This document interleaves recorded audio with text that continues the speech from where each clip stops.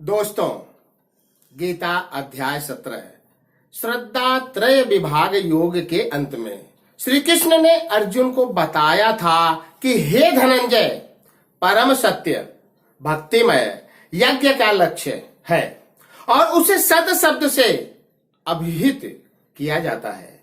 हे पितापुत्र, ऐसे यज्ञ का संपन्न करता भी सत कहलाता है। जिस प्रकार यज्ञ तप तथा दान के सारे कर्म भी जो परम पुरुष को संपन्न करने के लिए संपन्न किए जाते हैं सत है। हे पार्थ, श्रद्धा के बिना दान या तप के रूप में जो भी किया जाता है वह नश्वर है, वह असत कहलाता है और इस जन्म तथा अगले जन्म दोनों में ही व्यर्थ जाता है। इससे आगे गीता अध्याय 18 मोक्ष संन्यास योग में भगवान श्री कृष्ण अर्जुन से क्या कहते हैं, आइए जानते हैं इस वीडियो के माध्यम से। जय श्री कृष्णा मित्रों, जय श्री कृष्णा, जय श्री कृष्णा मित्रों। गीता अध्याय 18 को मोक्ष संन्यास योग के नाम से जाना जाता है, जिसमें भगवान श्री कृष्ण ने अर्जुन को गीता के सभी अध्याय के सार और उपसंहार के बारे में विस्तार पूर्वक बतलाया है, जिसमें जीवन के 3 गुणों के महत्व और उनके भेदों के बारे में गहराई पूर्वक समझाया है। आइए जानते हैं वे क्या है। अर्जुन ने भगवान श्री कृष्ण से कहा, क्या अर्जुन ने भगवान श्री कृष्ण से कहा, हे महाबाहो, मैं त्याग का उद्देश्य जानने का इच्छुक हूं और हे केसी सुदन, हे ऋषिकेश, मैं त्यागमय जीवन संन्यास आश्रम का भी उद्देश्य जानना चाहता हूं। भगवान श्री कृष्ण ने अर्जुन से कहा, हे अर्जुन, भौतिक इच्छा पर आधारित कर्मों के परित्याग को विद्वान लोग संन्यास कहते हैं और समस्त कर्मों के फल त्याग को बुद्धिमान लोग त्याग कहते हैं। हे पार्थ, जो विद्वान, क्या कुछ विद्वान घोषित करते हैं कि समस्त प्रकार के सकाम कर्मों को दोषपूर्ण समझकर त्याग देना चाहिए, किंतु अन्य विद्वान मानते हैं कि यज्ञ, दान तथा तपस्या के कर्मों को कभी नहीं त्यागना चाहिए। हे भरत श्रेष्ठ, अब त्याग के विषय में मेरा निर्णय सुनो। हे नरसार्दूल, शास्त्रों में त्याग 3 तरह का बनाया गया है।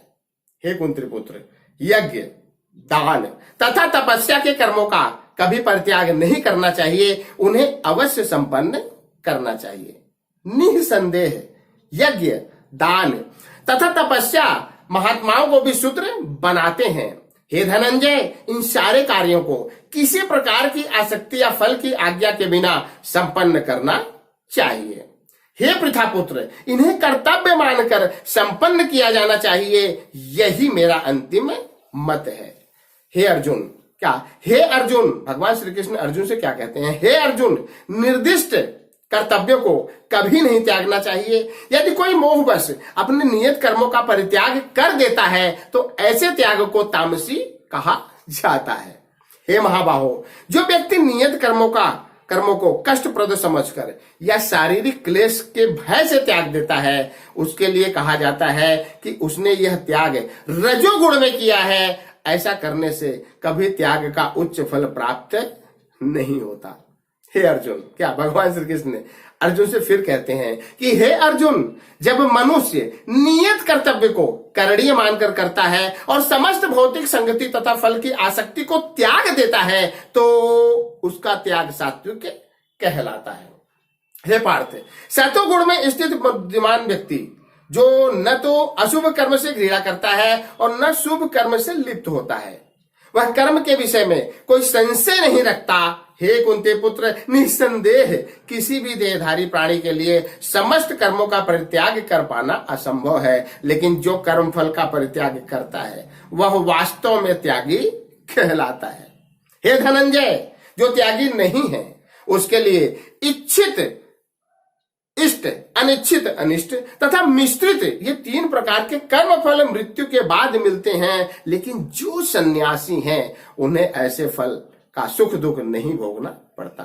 हे महाबाहो अर्जुन, वेदांत के अनुसार समस्त कर्म की पूर्ति के लिए 5 कारण हैं। अब मैं तुम्हें इन्हें सुनाता हूं। हे पार्थ, कर्म का स्थान शरीर, कर्ता विभिन्न इंद्रियां, अनेक प्रकार की चेष्टाएं तथा परमात्मा, ये 5 कर्म के कारण हैं। हे अर्जुन, मनुष्य अपने शरीर, मन या वाणी से जो भी उचित या अनुचित कर्म करता है वह इन 5 कारणों के फलस्वरूप होता है। अतएव जो इन 5 कारणों को न मानकर अपने आप को एक ही कर्ता मानता है वह निश्चय ही बहुत बुद्धिमान होता है और वस्तुओं को सही रूप में नहीं देख सकता। हे पार्थ, जो मिथ्या अहंकार से प्रेरित नहीं है, जिसकी बुद्धि बंधी नहीं है, वह इस संसार में मनुष्यों को मारता हुआ भी नहीं मारता, न ही वह अपने कर्मों से बधा है।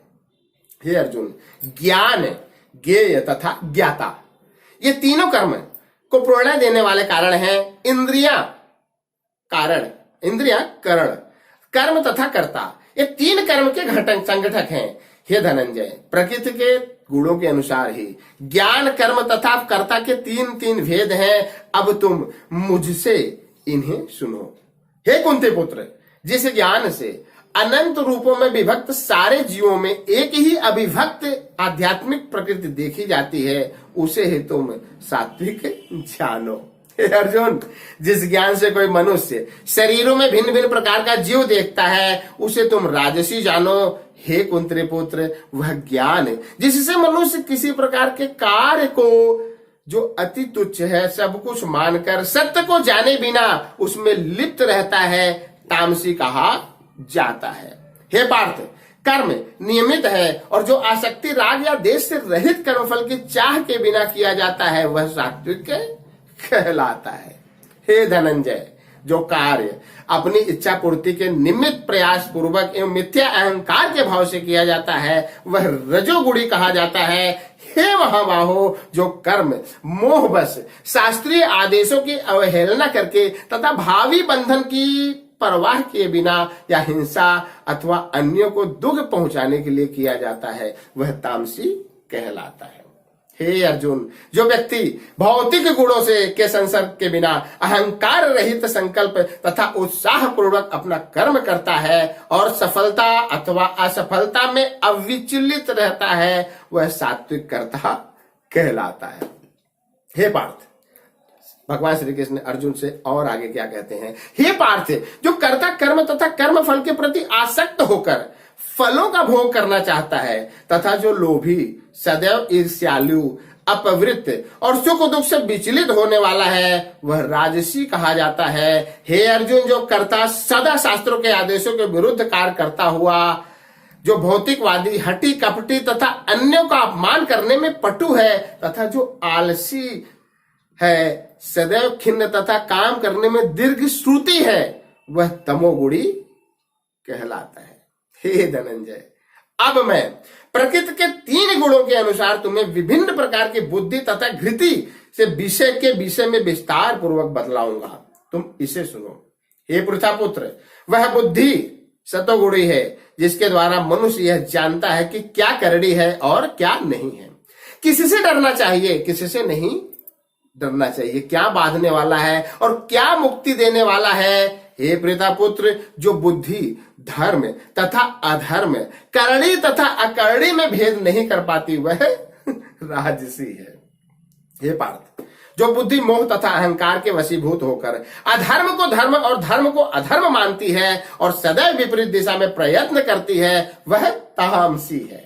हे प्रतापुत्र, जो अटूट है, जिसे योगाभ्यास द्वारा अचल रहकर धारण किया जा सकता है, कार्य किया जाता है और जो इस प्रकार मन, प्राण तथा इंद्रियों के कार्यकलापों को वश में रखती है वह धृति सात्विक है।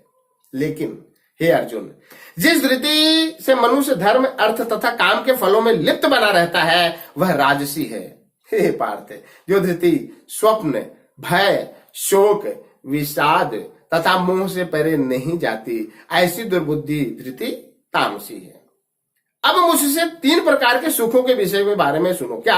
हे भरत श्रेष्ठ, अर्जुन से श्री कृष्ण कहते हैं कि हे भरत श्रेष्ठ, अब मुझसे 3 प्रकार के सुखों के विषय के बारे में सुनो जिनके द्वारा बुद्ध जीव भोग करता है और जिसके द्वारा कभी कभी दुखों का अंत हो जाता है। हे धनंजय, जो प्रारंभ में विष जैसा लगता है लेकिन अंत में अमृत के समान है, और जो मनुष्य में आत्म साक्षात्कार जगाता है वह सात्विक सुख कहलाता है। हे कुंती पुत्र, जो सुख इंद्रियों द्वारा उनके विषयों के संसर्ग से प्राप्त होता है और जो प्रारंभ में अमृत तुल्य तथा अंत में विष तुल्य लगता है वह रजोगुणी कहलाता है। हे अर्जुन, जो सुख आत्म साक्षात्कार के प्रति अंधा है, जो प्रारंभ से लेकर अंत तक मोह कारक है, और जो निद्रा, आलस और मोह से उत्पन्न होता है वह तामसी कहलाता है। हे अर्जुन, इस लोक में, स्वर्ग लोकों में या देवताओं के मध्य में कोई भी ऐसा व्यक्ति विद्यमान नहीं है जो प्रकृति के 3 गुणों से मुक्त हो। हे परंतप, ब्राह्मणों, क्षत्रियों, वैश्यों तथा शूद्रों के प्रकृति के गुणों के अनुसार उनके स्वभाव द्वारा उत्पन्न गुणों के द्वारा भेद किया जाता है। हे पार्थ, शांति प्रियता, आत्म संयम, तपस्या, पवित्रता, सहिष्णुता, सत्यनिष्ठा, ज्ञान, विज्ञान तथा धार्मिकता, ये सारे स्वाभाविक गुण हैं तथा ये सारे स्वाभाविक गुण हैं जिनके द्वारा ब्राह्मण कर्म करते हैं। क्या, दोबारा से मैं आपको बताता हूं दोस्तों कि भगवान श्री कृष्ण अर्जुन से क्या बताते हैं ब्राह्मणों के बारे में कि हे पार्थ, शांति प्रियता, आत्म संयम, तपस्या, पवित्रता, सहिष्णुता, सत्यनिष्ठा, ज्ञान, विज्ञान तथा धार्मिकता, ये सारे स्वाभाविक गुण जिनके द्वारा ब्राह्मण कर्म करते हैं। हे अर्जुन, वीरता, शक्ति, संकल्प, दक्षता, युद्ध में धैर्य, उदारता तथा नेतृत्व, ये क्षत्रियों के स्वाभाविक गुण हैं। हे कुंती पुत्र, कृषि करना, गौरक्षा तथा व्यापार वैश्यों के स्वाभाविक कर्म है, और शूद्रों का कर्म श्रम तथा अन्यों की सेवा करना है। हे महाबाहो, अपने अपने कर्म के गुणों का पालन करते हुए प्रत्येक व्यक्ति सिद्ध हो सकता है। अब तो मुझसे सुनो कि यह किस प्रकार किया जा सकता है। हे अर्जुन, जो सभी प्राणियों का उद्गम है और सर्वव्यापी है, उस भगवान की उपासना करके मनुष्य अपना कर्म करते हुए पूर्णता प्राप्त कर सकता है। हे पार्थ, अपने वृत्तिपरक कार्य को करना, चाहे वह कितनी ही त्रुटिपूर्ण ढंग से क्यों ना किया जाए, अन्य किसी के कार्य को स्वीकार करने और अच्छी प्रकार की अपेक्षा अधिक श्रेष्ठ है। अपने स्वभाव के अनुसार निर्दिष्ट कर्म कभी भी पाप से प्रभावित नहीं होते। हे कुंती पुत्र, प्रत्येक उद्योग अर्थात प्रयास किसी न किसी दोष से आवृत होता है। जिस प्रकार अग्नि धुएं से आवृत रहती है, अतएव मनुष्य को चाहिए कि स्वभाव से उत्पन्न कर्म को भले ही वह दोषपूर्ण क्यों न हो, कभी त्यागे नहीं। हे अर्जुन, जो आत्म संयमी तथा अनासक्त है एवं जो समस्त भौतिक भोगों की परवाह नहीं करता है, वह संन्यास के अभ्यास द्वारा कर्म फल से मुक्ति की सर्वोच्च सिद्ध अवस्था को प्राप्त कर सकता है। हे कुंती पुत्र, जिस तरह इस सिद्धि से प्राप्त हुआ व्यक्ति परम सिद्धावस्था अर्थात ब्रह्म को जो सर्वोच्च ज्ञान की अवस्था है को प्राप्त करता है, उसका मैं संक्षेप में तुमसे वर्णन करूंगा, उसे तुम ध्यान पूर्वक सुनो। हे अर्जुन, अपनी बुद्धि से शुद्ध होकर तथा धैर्य पूर्वक मन को वश में करते हुए इंद्रिय तृप्ति के विषयों का त्याग कर राग तथा देश से मुक्त होकर जो व्यक्ति एकांत स्थान पर वास करता है, जो थोड़ा खाता है, जो अपने शरीर, मन तथा वाणी को वश में रखता है, जो सदैव समाधि में रहता है तथा पूर्ण विरक्त, मिथ्या अहंकार, मिथ्या शक्ति, मिथ्या गर्व, काम, क्रोध तथा भौतिक वस्तुओं के संग से मुक्त होता है, जो मिथ्या स्वामित्व की भावना से रहित तथा शांत है, वह निश्चय ही आत्म साक्षात्कार के पद को प्राप्त होता है। हे अर्जुन, इस प्रकार जो दिव्य पद पर स्थित है वह तुरंत पर ब्रह्म का अनुभव करता है और पूर्णतया प्रसन्न हो जाता है। वह न तो कभी शोक करता है, न किसी वस्तु की कामना करता है, वह प्रत्येक जीव पर संभाव रखता है। उस अवस्था में वह मेरी शुद्ध भक्ति को प्राप्त करता है। हे पार्थ, केवल भक्ति से मुझ भगवान को यथा रूप में जाना जा सकता है। जब मनुष्य ऐसी भक्ति से मेरे पूर्ण भावनामृत में होता है तो वह वैकुंठ जगत में प्रवेश कर सकता है। हे धनंजय, मेरा शुद्ध भक्त मेरे संरक्षण में समस्त प्रकार के कार्यों से संलग्न रहकर भी मेरी कृपा से नित्य तथा अविनाशी धाम को प्राप्त होता है। सारे कार्यों के लिए मुझ पर निर्भर रहो और मेरे संरक्षण में सदा कर्म करो। ऐसी भक्ति में मेरे प्रति पूर्णतया सचेत रहो। हे अर्जुन, यदि तुम मुझसे स्वभावना भी भावना भावित होगे तो मेरी कृपा से तुम बद्ध जीवन के सारे अवरोधों को लांघ जाओगे। लेकिन यदि तुम मिथ्या अहंकारवश ऐसी चेतना में कर्म नहीं करोगे और मेरी बात नहीं सुनोगे तो तुम विनष्ट हो जाओगे। हे पांडुपुत्र, यदि तुम मेरे निर्देशानुसार कर्म नहीं करते और युद्ध में प्रवृत्त नहीं होते हो तो तुम कुमार्ग पर जाओगे। तुम्हें अपने स्वभाववश युद्ध में लगना होगा। हे पार्थ, इस समय तुम मोहवश मेरे निर्देशानुसार कर्म करने से मना कर रहे हो। लेकिन हे कुंती पुत्र, तुम अपने ही स्वभाव से उत्पन्न कर्म द्वारा बाध्य होकर वही सब करोगे। भगवान श्री कृष्ण थोड़े गुस्से में आ जाते हैं और अर्जुन से क्या कहते हैं, हे अर्जुन, परमेश्वर प्रत्येक जीव के हृदय में स्थित है और भौतिक शक्ति से निर्मित यंत्र में सवार की भांति बैठे समस्त जीवों को अपनी माया से घुमा रहा है। हे भारत, सब प्रकार से उसी की शरण में जाओ। उसकी कृपा से तुम परम शांति को तथा परम नित्य धाम को प्राप्त करोगे। हे धनंजय, इस प्रकार मैंने तुम्हें गुह्यतर ज्ञान बतला दिया है। इस पर पूरी तरह से मनन करो और तब जो चाहो सो करो। हे कुंती पुत्र, चूंकि तुम मेरे अत्यंत प्रिय मित्र हो, अतएव मैं तुम्हें अपना परम आदेश जो सर्वाधिक गुह्य ज्ञान है बता रहा हूं, इसे अपने हित के लिए सुनो। हे अर्जुन, सदा मेरा चिंतन करो, मेरे भक्त बनो, मेरी पूजा करो और मुझे नमस्कार करो। इस प्रकार तुम निश्चय रूप से मेरे पास आओगे। मैं तुम्हें वचन देता हूं, किंतु तुम मेरे परम मित्र हो। हे कुंती पुत्र, समस्त प्रकार के धर्मों का परित्याग करो और मेरी शरण में आ जाओ। मैं समस्त पापों से तुम्हारा उद्धार कर दूंगा। डरो मत। हे अर्जुन, डरो मत। इस गुह्य ज्ञान यह गुह्य ज्ञान उनको कभी भी न बताया जाए जो न तो संयमी है, न एकनिष्ठ है, न भक्ति में रहते हैं और न ही उसे जो मुझसे देश करता है। हे पार्थ, जो व्यक्ति भक्तों को यह परम रहस्य बताता है वह शुद्ध भक्ति को प्राप्त करेगा और अंत में वह मेरे पास वापस आएगा। हे धनंजय, इस संसार में उसकी अपेक्षा कोई अन्य सेवक न तो मुझे अधिक प्रिय है और न कभी होगा। और हे अर्जुन, मैं घोषित करता हूं कि जो हमारे इस पवित्र संवाद का अध्ययन करता है वह अपनी बुद्धि से मेरी पूजा करता है। और हे महाबाहो, जो भी व्यक्ति श्रद्धा समेत तथा द्वेष रहित होकर इसे सुनता है वह सारे पापों से मुक्त हो जाता है। मैं शुभ लोगों को प्राप्त होता हूं जहां पुण्य आत्माएं निवास करती हैं। हे पार्थ, हे धनंजय, क्या तुमने इस शास्त्र को एकाग्रचित्त होकर सुना और क्या अब तुम्हारा अज्ञान तथा मोह दूर हो गया है? श्री कृष्ण की यह बात सुनकर अर्जुन श्री कृष्ण से क्या कहते हैं? अर्जुन ने कहा, हे कृष्ण, हे अच्युत, अब मेरा मोह दूर हो गया है। आपके अनुग्रह से मुझे मेरी स्मरण शक्ति वापस मिल गई है। अब मैं संशय रहित तथा दृढ़ हूं और आपके आदेशानुसार कर्म करने के लिए उद्यत हूं।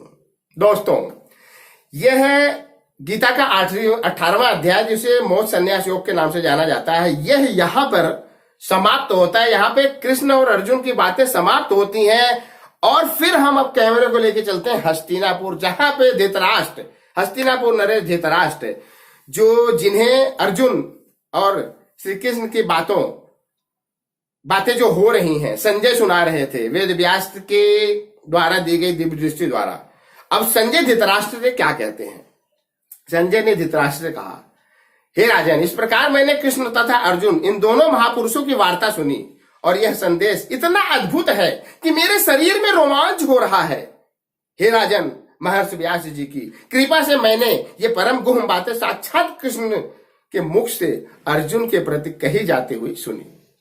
हे राजन, जब मैं कृष्ण तथा अर्जुन के मध्य हुई इस आश्चर्यजनक तथा पवित्र वार्ता का बारंबार स्मरण करता हूं तो प्रति क्षण आह्लाद से गदगद हो उठता हूं। हे राजन, भगवान श्री कृष्ण के अद्भुत रूप का स्मरण करते ही मैं अधिकाधिक आश्चर्यचकित होता हूं और पुनः पुनः हर्षित होता हूं। और अंत में संजय हस्तिनापुर नरेश धृतराष्ट्र से कहते हैं कि हे राजन, जहां योगेश्वर श्री कृष्ण हैं और जहां परम धनुर्धर अर्जुन हैं, वहीं ऐश्वर्य, विजय, अलौकिक शक्ति तथा नीति भी निश्चित रूप से रहती है, ऐसा मेरा मत है।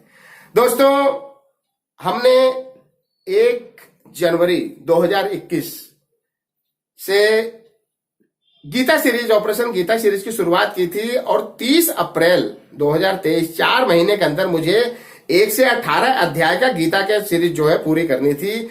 आज 1 मई है, कल रात को मैं इसको पूरा कर चुका था। आज मैं इस पे वीडियो बना रहा हूं। अब इसके बाद हमारे छोटे छोटे टुकड़े, छोटे छोटे वीडियो भगवत गीता के आते रहेंगे और जब तक अगला वीडियो आए तब तक आप इस वीडियो को देखिए, बार बार देखिए, क्योंकि गीता का जो 18वां अध्याय है ना, ये मोक्ष संन्यास योग इसका नाम जो है, तो वाकई में मोक्ष को प्राप्त करने के लिए ही है। तो दोस्तों, आशा करता हूं कि यह वीडियो गीता अध्याय 18 मोक्ष संन्यास योग आपके ज्ञान के भंडार को पहले से और बेहतर बनाएगा, साथ ही साथ आपको बुद्ध जीवियों की श्रेणी में लेकर जाएगा। तो आज के लिए सिर्फ इतना ही। अगले वीडियो में हम फिर मिलेंगे किसी ना किसी नए टॉपिक के साथ। तब तक के लिए जय श्री कृष्णा, जय श्री कृष्णा, जय श्री कृष्णा।